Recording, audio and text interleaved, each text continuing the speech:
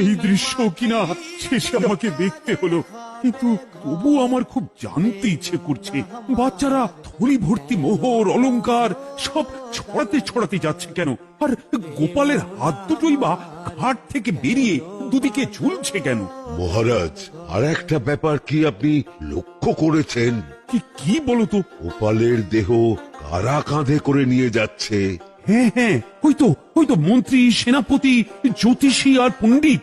আসলে গোপালের এই শেষ যাত্রা আমাদের কিছু শিক্ষা দিয়ে যাচ্ছে মহারাজ।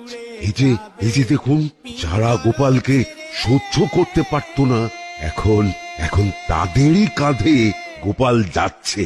তার মানে শেষ পর্যন্ত কেউই কারোর শত্রু থাকে না, সবাই মান অভিমান ভুলে কাঁধে কাঁধ মিলিয়ে পার করে দেয়। আর ওই যে মোহর আর অলংকার ছড়িয়ে যাচ্ছে, সেটাও বুঝিয়ে দেয় যে এই অর্থ, সমৃদ্ধি সবই ফেলে একসময় চলে যেতে হবে। দুটো খালি হাতও বুঝিয়ে দিচ্ছে খালি হাতেই আমরা সংসারে এসেছিলাম, আর খালি হাতেই আমাদের যেতে হবে।